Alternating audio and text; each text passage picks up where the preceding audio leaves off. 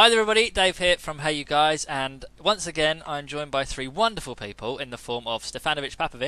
Hello. Zehra Phelan. Hello. And the awesome Scott J. Davis. Hello. I thought you'd appreciate it if I just said your real name today, because... Makes a change. And today we are going to be talking about Baby Driver. Now, Baby Driver we saw way back in... Was it South by Southwest, guys, wasn't it, I think? And we gave it a 5-star review. That was a long time ago, so it's now being screened for press in the UK, and Stefan got to see it in, of all places, Transylvania. Isn't that right, Stefan? It is, yeah. It's a long way to go and watch a movie, but I'm really committed to Edgar Wright's cause. Any way to see the movie 2 days before, or 1 day before it's screened in the UK. Exactly. And Scott and Zehra, you both saw it last night, right? I did, yes. Oh, and Scott saw it last week. I saw it about nearly 3 weeks ago. Oh, really? Okay, see, I know nothing. Oh, so you should have just seen it here, Stefan. Anyway, so we gave it a 5-star review, and we stand by our review. That's our official review on the website. I was watching the tweets come in last night after the multimedia screening. I was seeing different things. But Stefan, first of all, before we get into that, do you want to tell us what the film's about? Yeah, so it's Ansel Elgort plays Baby, he doesn't speak much. He's always plugged into his kind of headphones. He's always listening to music, and he's a kind of getaway driver, but not of his own kind of accord. He's when he was younger, he was caught kind of stealing a car that belonged to Doc, played by Kevin Spacey, and Kevin Spacey, as a kind of punishment, has made sure that he's got to do a whole collection of kind of getaway heists, I guess, as a driver, until he's kind of paid back his debt. On one of his kind of big missions, he's working alongside the likes of John Hamm's buddy, or he's working with Jamie Foxx as well, and they're all kind of robbing banks and taking money, and everything's done to his soundtracks. He times every single heist to certain songs, and the whole film is really made up of that music. Eventually he falls in love with a waitress called Barbara, sorry, that's a lie, it's Deborah, played by I just made that up. Deborah, played by Lily James, and now he has a sort of purpose, and as Doc tries to draw him back and sort of drag him back into the life of kind of crime, and he just wants to escape and drive away into the distance, and he's got to try and detach himself from the sort of criminal underworld. And from what I've seen, it looks amazingly stylish. Scott, would that be true? It would be true. You know, Edgar Wright's been a very, very visual director, and he has this amazing way of putting images to music in a lot of his music movies, and in this one he does it amazingly well, particularly in the car chase sequences, which are some of the best car chase sequences I've seen for a very long time. It's super stylized, yes, but I think in a good way. But I think a lot of the tweets last night and some reactions so far are perhaps style over substance in this case. But yeah, I mean, you can't fault him for his style in this one. I think some of it is fantastic. Because Edgar Wright's obviously probably best known for Shaun of the Dead, which is one of the greatest movies ever made, Hot Fuzz, which is one of the greatest movies ever made, and The World's End, which wasn't one of the greatest movies ever made. And he was also going to direct Ant-Man, and that sadly fell through for various reasons. And then Baby Driver was next, I believe. I think that was his next film after.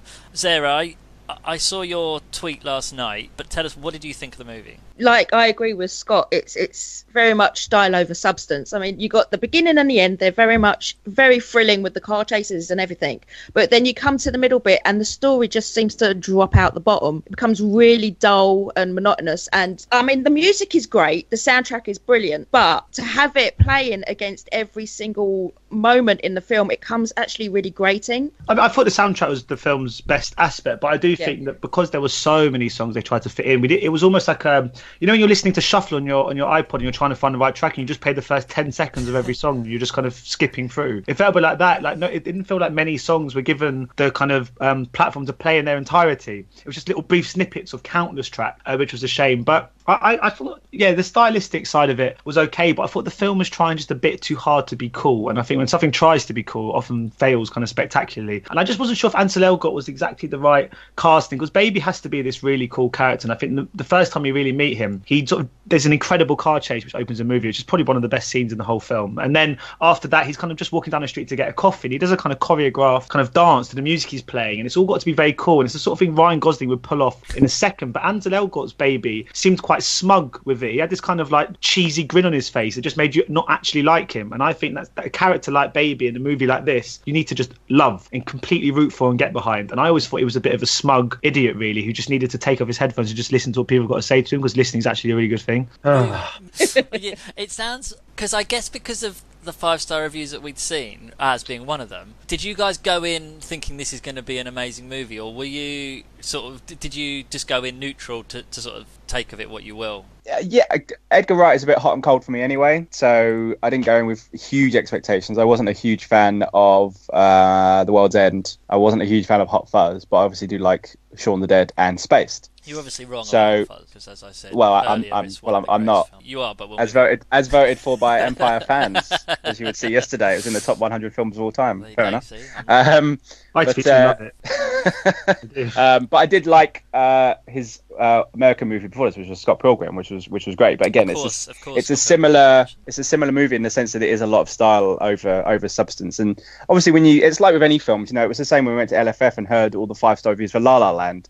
Everyone goes in with this amazing expectation, and it never ever is going to be met by everything that's been said by critics and everything else. So some people did come out and say, actually, it's good, but it's not great. And I think Baby Driver is probably going to be a similar story in the sense that it's got these amazing reviews, and people are going to expect in this fantastic, amazing, earth-shattering movie. And it's perhaps, I thought it was good fun, but I would agree that I think the first half and the sort of ending sort of 20 minutes of the movie are the strong bits. I think in the middle it kind of sags quite a lot, and I thought when Jamie Foxx's character got introduced, I thought that's when it lost a lot of its momentum. But Edgar Wright is a very, very good filmmaker. I just think that he seems to lack that little, I don't know, when he's not writing with Simon Pegg, maybe he loses that extra spark for it. But I think audience will like it. If you look at the success of the Fast and Furious franchise, people love their car chases, so I think this one will probably go down well with that audience. And a film like Guardians of the Galaxy and the second one, obviously, they are such good films anyway, but the soundtracks are so key to them working. So Zehra, in this instance, did the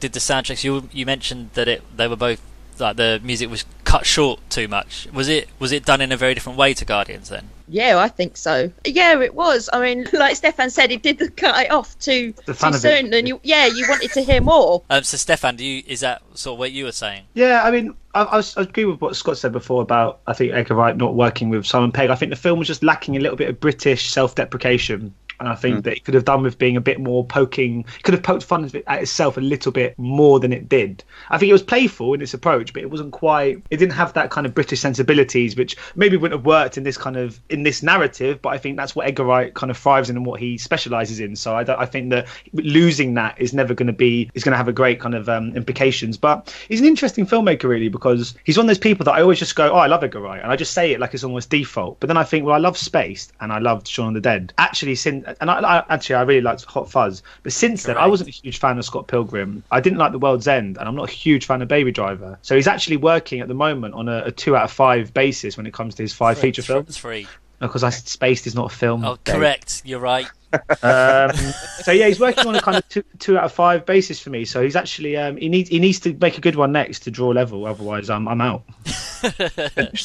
Performances from Ansel Elgort, who's probably best known for the Divergent series and was in The Fault in Our Stars. You weren't so keen as a lead, Stefan. What about the rest? Kevin Spacey, John Hamm, Lily James. What did you think of them? I thought Jamie Foxx was great. I think because he was given the license to ham it up quite a lot. He was kind of like almost like a pantomime villain, like he was so, I don't know, he was he was this kind of dastardly kind of horrible heist maker. Can you call people heist makers?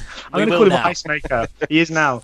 But I think the problem is it was like a kind of revolving door of different criminals, so it was kind of, not many were given the kind of license to really be explored and their characteristics be explored, and they were also shady around each other, not giving their real names or telling each other much about them, that in turn the audience didn't get to learn much about them. And Lily James was underused a little bit, and Ansel Elgort didn't say much, so we didn't actually have much characterization across the board in this entire movie. But performances were accomplished. I mean, I thought John Bernthal was really good in his 2-minute scene in the opening right at the start. He was great. There was no bad performance in this movie. I just think there was no real space for any of them to really show off their true kind of credentials. Is Kevin Spacey good, Scott? He's always good. Yeah, he's always that's good. what I was going to. He's always good, old Kevin Spacey. Yeah, I thought he was great. I actually thought John Hamm. This was probably one of the best things I thought John Hamm's done, because I'm not a huge fan of him. He was quite good, and as Stefan said, John Bernthal should have been in the movie a lot more, because in his fleeting performance, he was very, very good. But I agree that I think Lily James was very, very underused, and Ansel Elgort. It's as Stefan said, because he doesn't really say a lot. You could have copied and pasted anyone else into that role. So he's alright. But I thought John Hamm was quite good actually. But Ryan Gosling doesn't say much in Drive, but you always look at his face and think there's something going on behind the eyes. There's always that kind of you get kind of mesmerised by him. He doesn't have to say a lot. But with Ansel Elgort, I don't know. He just looks like a bit of a kind of sort of high school jock. I just feel like he's just empty, and all he's thinking about is whether he's going to get his next touchdown. I didn't feel like there was much going on there. That's not. I don't think that's because he's a bad actor as such. I just think this role required. It's a really tough one to get right, and he's quite in the early stage of his career, and to play a part, the lead role in a movie like this, who doesn't actually say much at all, requires quite a subtle, quite nuanced performance. I don't think it was just a little bit beyond him, unfortunately.